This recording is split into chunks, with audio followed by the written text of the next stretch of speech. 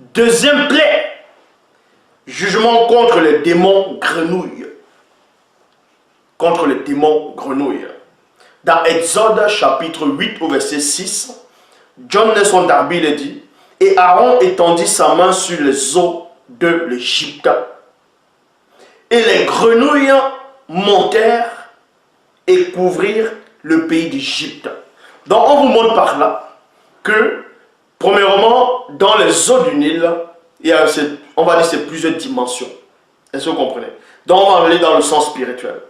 Les eaux du Nil vont représenter plusieurs portes, plusieurs niveaux, donc plusieurs dimensions. La première dimension, c'est d'abord ce qu'on voit à la surface. C'est cette tôle. On change ça en sang, donc on va enlever la protection. Donc on va souiller, on va rendre les temps faibles, c'est-à-dire le fleuve puant. Donc on affaiblit, on frappe les gardiens et gardiennes qui sont à la première surface. Bouah! Ça se change en sang. Premier niveau. Donc Boussi, Moïse et Aaron, ils entrent spirituellement dans le combat. Deuxième porte, c'est contre la démon grenouille.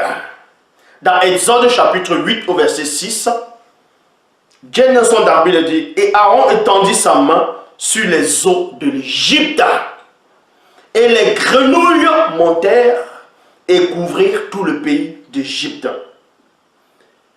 La divinité dans l'Égypte antique qui représente la grenouille, c'est qui? Qui est la tête d'une grenouille? C'est qui? Ça, on voit bien ça dans la mythologie égyptienne. C'est Enke. Enke. Démon à la tête grenouille. Enke ou bien Enke est une déesse de la mythologie égyptienne originaire d'Antinopolis à la tête de grenouille. À la tête de grenouille. C'est pour cela qu'on dit dans Apocalypse chapitre 16 au verset 13 à 14. Bible 8 secondes 1910. Et je vis sortir de la bouche du dragon et de la bouche de la bête et de la bouche de faux prophètes 3 esprits impurs, semblables à des grenouilles. Ce sont des esprits de démons qui font des prodiges, qui vont vers les rois de toute la terre, afin de les rassembler pour le combat du grand jour de Dieu Tout-Puissant. Vous voyez? Là, on fait sortir les grenouilles. Pourquoi on fait sortir les grenouilles? Faire sortir les grenouilles, ça représente quoi?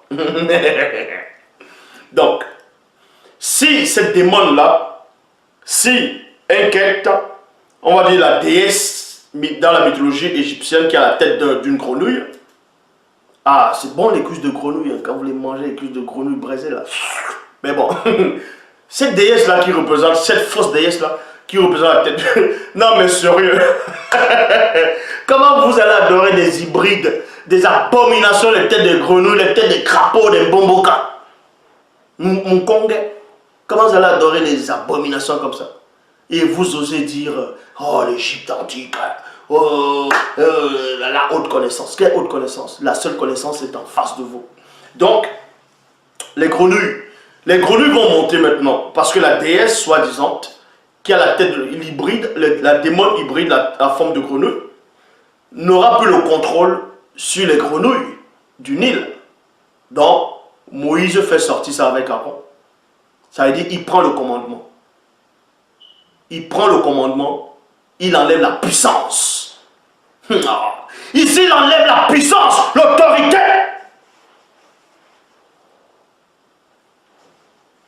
De Enke, déesse mythologique égyptienne originaire d'Antinopolis à la tête de grenouille. Donc il enlève la puissance, il la dépouille de son autorité.